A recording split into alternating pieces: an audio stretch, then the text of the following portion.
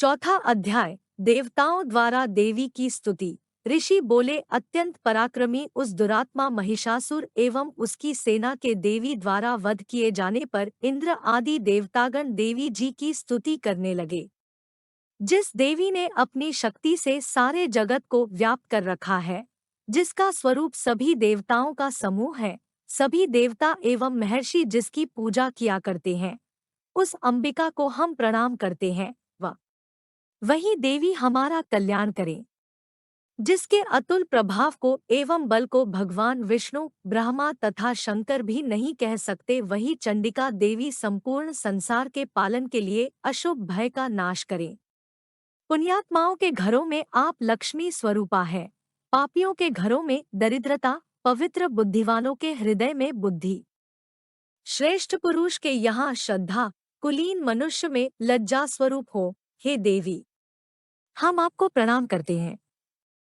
आप संसार का पालन करें। हे मातेश्वरी, आपके इस अचिंत्य रूप का, असुरों के संहार करने वाले आपके महान पराक्रम का एवं देवता तथा असुरों के सामने युद्ध में किए गए आपके अद्भुत चरित्रों का वर्णन हम किस प्रकार कर सकते हैं।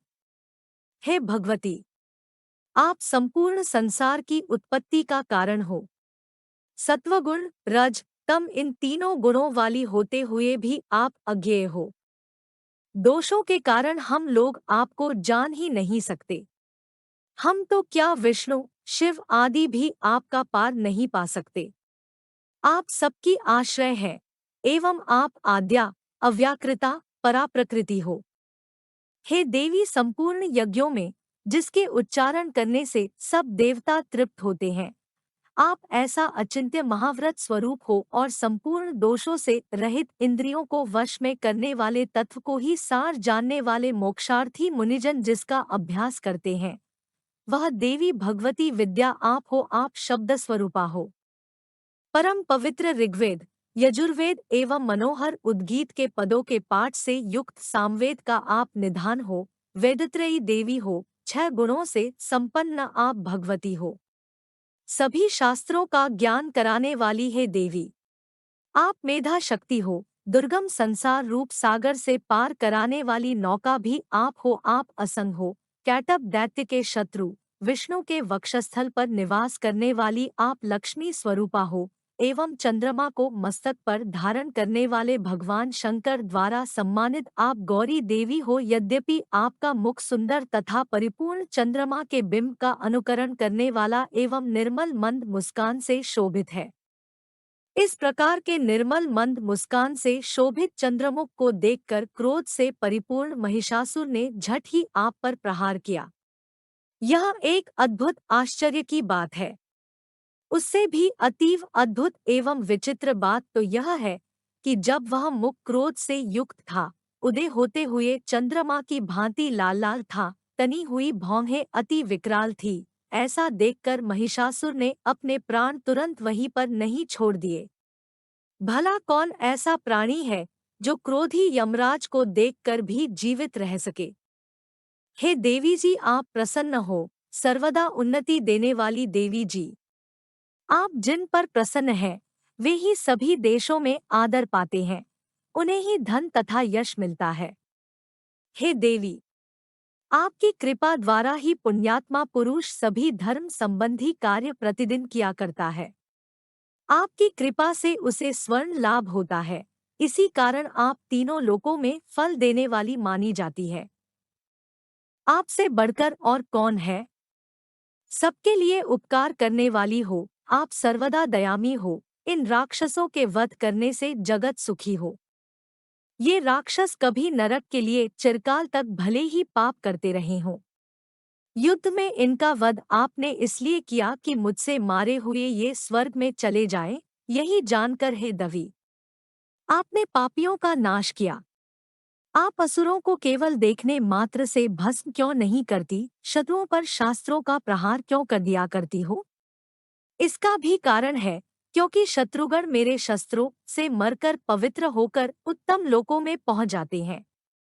इस प्रकार आपके यह विचार अति उत्तम है। आपका शील स्वभाव दुराचारियों के दुष्ट स्वभाव को निवृत्त करने वाला है।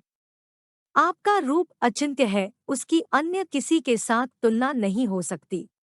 आपका पराक्रम तो देवताओं के पराक्रम को नष्ट करने वाले दैत्यों के पराक्रम का नाश करने वाला है। इस प्रकार आप शत्रुओं पर भी दया किया करती हो। आपके पराक्रम की तुलना, हे देवी, किसी के साथ नहीं हो सकती। आपके रूप भी तो परम मनोहर है, परंतु शत्रुओं को भयभीत करने वाला है। हे वरदायिनी, तीनों लोकों में यह आप में ही दिखाई देते हैं। हे देवी जी, शत्रुओं का नाश करके इस सारी त्रिलोकी की आपने रक्षा की। युद्धभूमि में उन राक्षस का विनाश करके उन्हें स्वर्ग में पहुंचा दिया और वहां हमारा भय भी दूर कर दिया, जो कि हमें उन्मत्त दानव डराया करते थे। हे माता, आपको नमस्कार है। हे देवी, हमारी त्रिशूल से रक्षा करें। ए अंबिके, खड्ग द्वारा हमारी रक्षा करे एवं घंटा के शब्द तथा धनुष की टंकार से भी हमारी रक्षा करें। हे चंडिके, पूर्व पश्चिम दक्षिण में हमारी रक्षा करें। अपने त्रिशूल को घुमा घुमा कर उत्तर में भी हमारी रक्षा करें।